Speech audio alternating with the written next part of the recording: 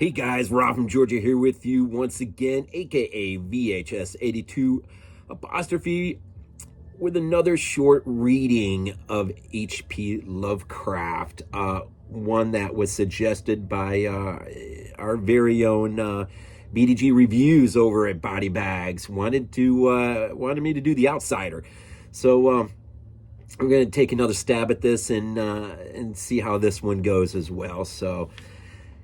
Here we go. The Outsider, originally published in Weird Tales, April 1926. Keats had wrote, "That night the Baron dreamt of many a woe, and all his warrior guests, with shade and form of witch and demon and large coffin worm, were long benightmared." The Outsider by H.P. Lovecraft. Unhappy is he to whom the memories of childhood bring only fear and sadness. Wretched is he who looks back upon lone hours in vast and dismal chambers with brown hangings and maddening rows of antique books, or upon odd watches in twilight groves of grotesque, gigantic, and vine-encumbered trees that silently wave twisted branches far aloft.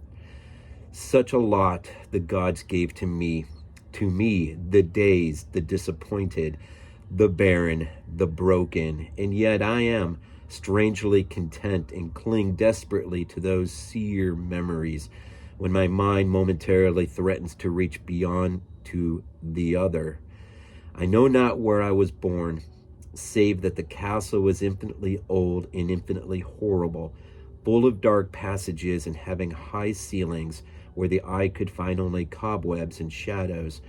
The stones in the crumbling corridors seemed always hideously damp, and there was an accursed smell everywhere, as of the piled-up corpses of dead generations.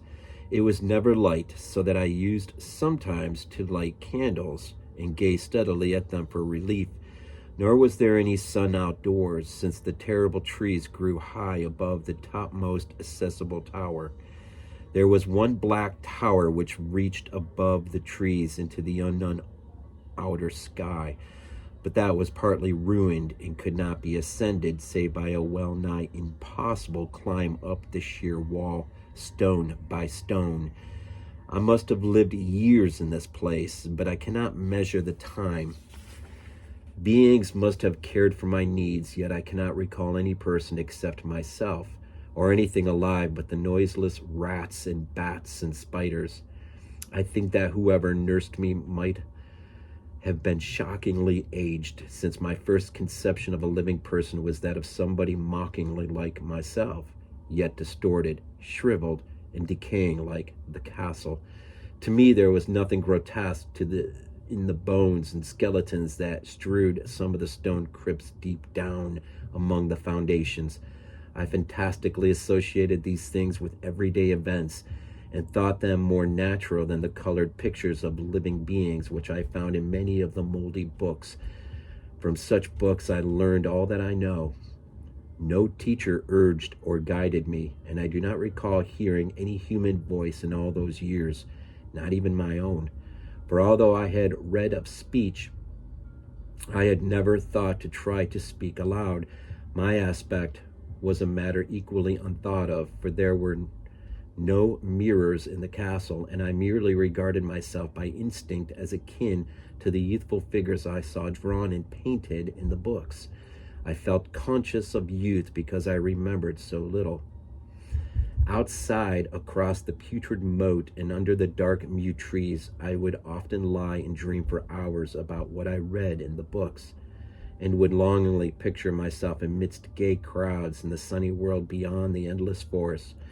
Once I tried to escape from the forest, but as I went further from the castle, the shade grew denser and the air more filled with brooding fear, so that I ran frantically back, lest I lose my way in a labyrinth of nighted silence.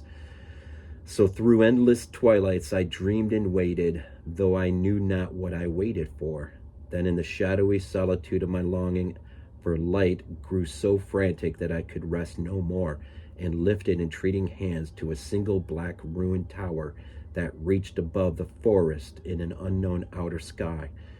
And at last I resolved to scale that tower, fall though I might, since it were better to glimpse the sky and perish than to live without ever beholding day. In the dank twilight I climbed the worn and aged stone stairs till I reached the level where they ceased, and thereafter clung perilously to small footholds leading upward. Ghastly and terrible was that dead, stareless cylinder of rock, black, ruined, and deserted, and sinister with startled bats whose wings made no noise. But more ghastly and terrible still was the slowness of my progress, for climb as I might, the darkness overhead grew no thinner, and a new chill as of haunted and venerable mold assailed me. I shivered as I wondered why I did not reach the light, and would have looked down had I dared. I fancied that night had come suddenly upon me, and vainly groped with one free hand for a window embrasure that I might peer out and above and try to judge the height I had attained. All at once, after an infinity of awesome, sightless crawling up that concave and desperate precipice, I felt my head touch a solid thing, and I knew I must have gained the roof, or at least some kind of floor.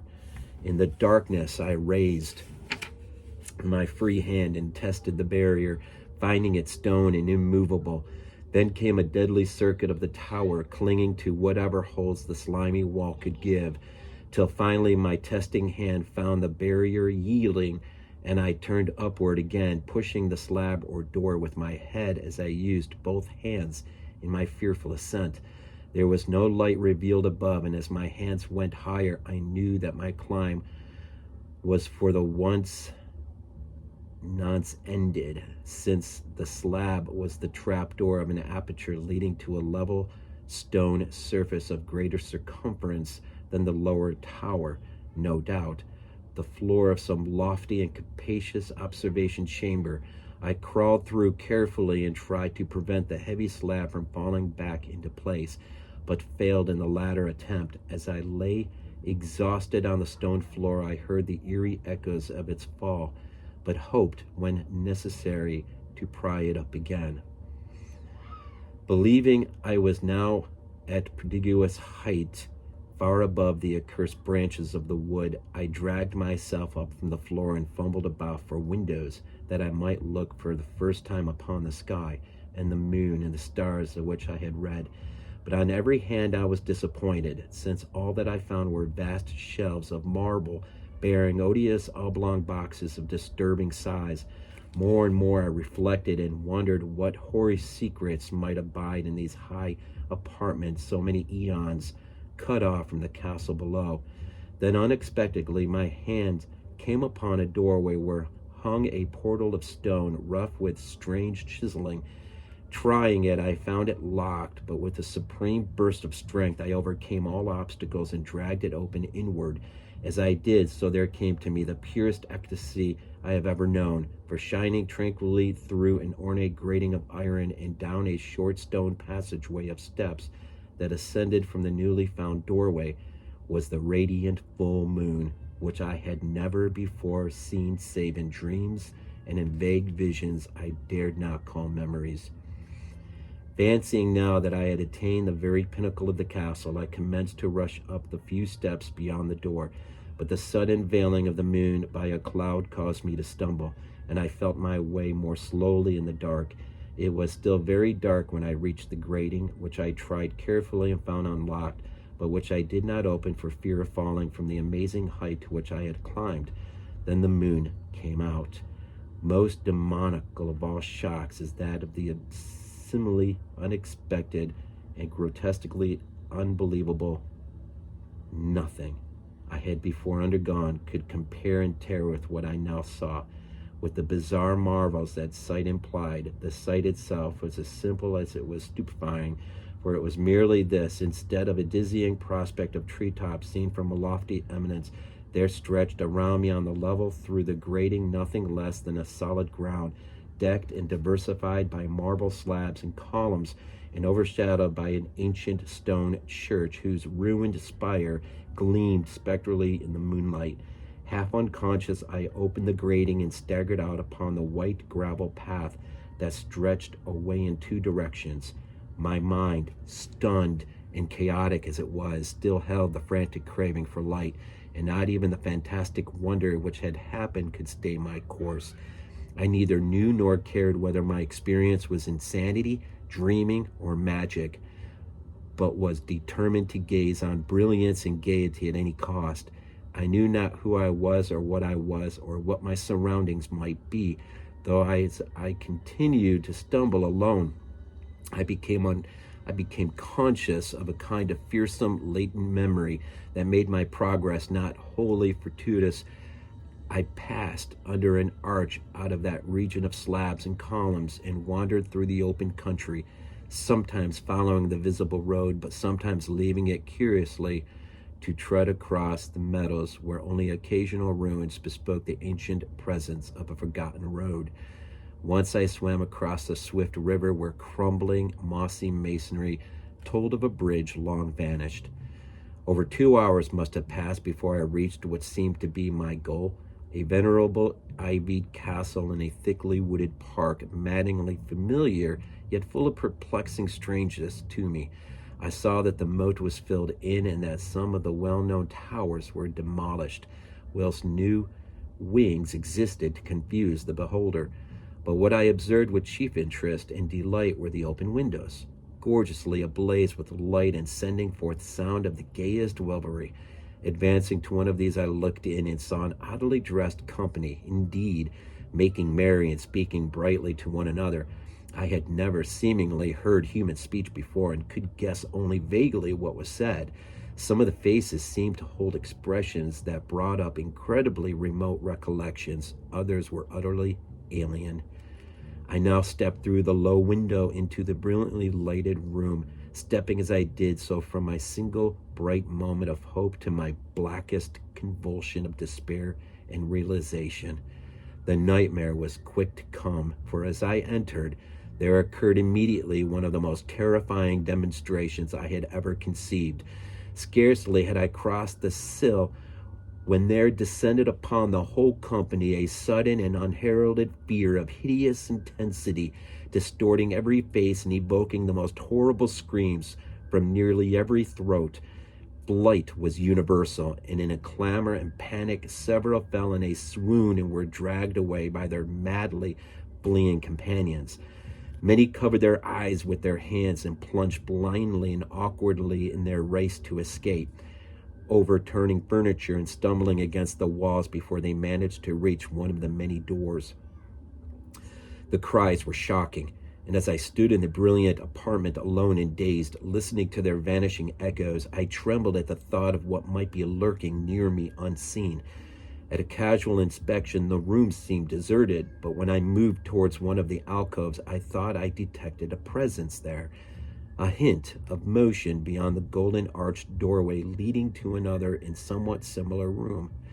As I approached the arch, I began to perceive the presence more clearly, and then, with the first and last sound I ever uttered, a ghastly ululation that revolted me almost as poignantly as its noxious cause, I beheld in full frightful vividness the inconceivable, indescribable, unmentionable monstrosity which had by its simple appearance changed a merry company to a herd of delirious fugitives. I cannot even hint what it was like, for it was a compound of all that is unclean, uncanny, unwelcome, abnormal, detestable. It was a ghoulish shade of decay, antiquity, and dissolution, the putrid, dripping eidolon of unwholesome revelation, an awful bearing of that which the merciful earth should always hide. God knows it was not of this world, nor no longer of this world. Yet to my horror, I saw in its eaten away and bone-revealing outlines a leering, abhorrent travesty on the human shape, and its moldy, disintegrating apparel an unspeakable quality that chilled me even more.